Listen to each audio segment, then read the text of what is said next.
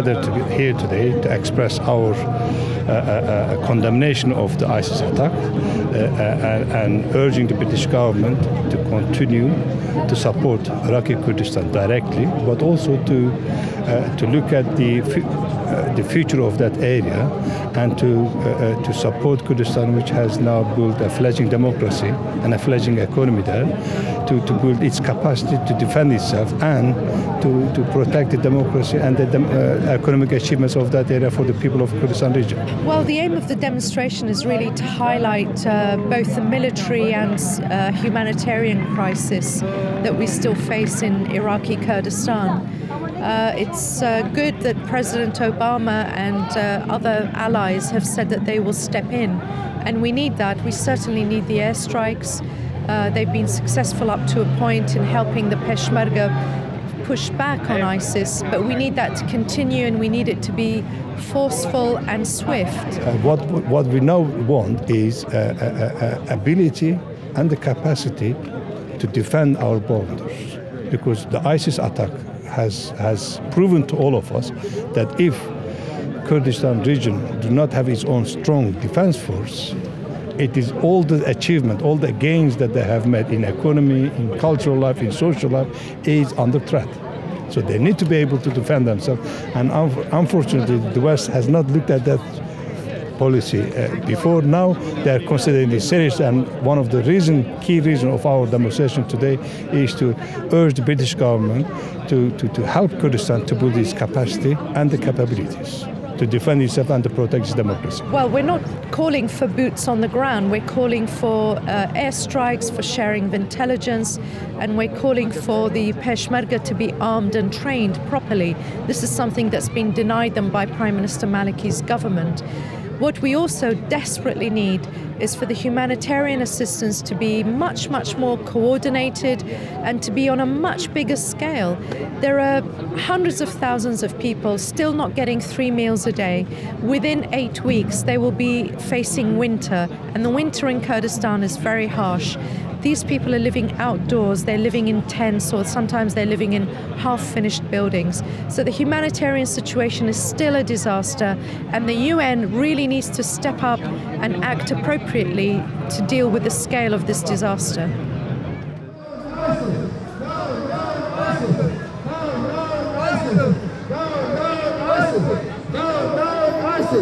Down ISIS!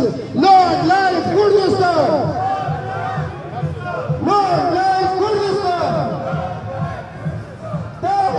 I see Islamism today as the biggest threat to the civilized world, and in this war between Islamists and secularism, I will stand in the front with the secularism wherever they are, and this is one of the fronts, and I'm expressing my solidarity with our Kurdish brothers who are very close to us Iranians, who are fighting this Islamism evil, and I hope they succeed and they win and they're victorious. We are part of the Sri Lanka where we born, and we fight for our freedom of our nation, Tamil people, similar to Kurdistan, Malaysians, and many people, around 56 people are oppressed like us, like Kurdistan, like us, everybody.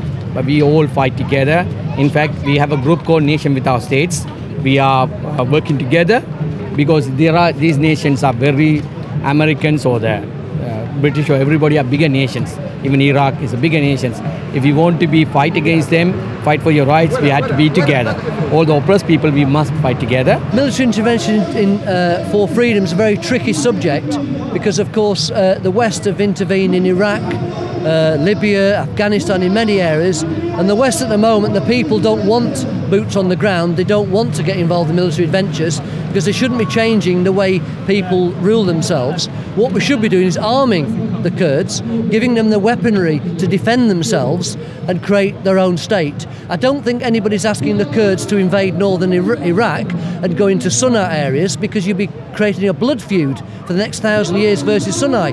You have no need to do that. Kurds don't want to do that. You just want to be free and independent. So it shouldn't be military intervention, it should be military support. And that support should come in terms of the arms and equipment that the Kurds rightly need. It is the problem of these people, ISIS, not today.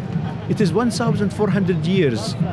These people in Iraq, they killed the grandson of Muhammad, and they found his body in Damascus and his head in Cairo. In this savage way, they killed the great person as the grandson of Muhammad. What they do with the ordinary people? So the best way to separate this nation and to create a Kurdish state, we are 50 million people, the Kurds in Middle East, we are 50 million people. Until now, the Western countries, they have no any policy to have Kurdish state. Many support the Kurds. They talk about supporting the Kurds to defend themselves, but all as a humanitarian aid. We need resolution, political resolution for the Kurds to have their own state. Otherwise, will be repeated. These massacres will be repeated again and again and again forever. Clearly, nations can get their independence either through force or through the democratic way. The democratic way must be the way. Force these days doesn't normally work, and there's an awful lot of what they call collateral damage and hurt, and innocent people get killed, and it normally fails anyway, ultimately. We'd like to see a UN-supervised referendum throughout the world in all the areas and countries where there's a problem of self-determination. So whether it's Tamils in Sri Lanka, whether it's Kurds in Iraq or Turkey or Syria or Iran, whether it's West Papuans in Indonesia, everybody should have the right to have a referendum, as Scotland has. But because the government of the United Kingdom have allowed or worked with Scotland to allow them that vote, we think we need a UN referendum elsewhere, because we don't trust the governments in most areas of the world. So the UN's required, one, to ensure it happens, and two, that it's a safe and a fair referendum. But we need democracy to come into play everywhere in the world. And if we get self-determination settled, if you like, if people are allowed to decide their future, half the world's conflicts will be solved overnight. You will not have genocides, because the occupiers will not have the right or the ability to murder innocent civilians where it happens. So a similar vote to what Scotland has is the way ahead. And if we can achieve that throughout the world, I say half the world's conflicts will disappear. That's got to be the right thing.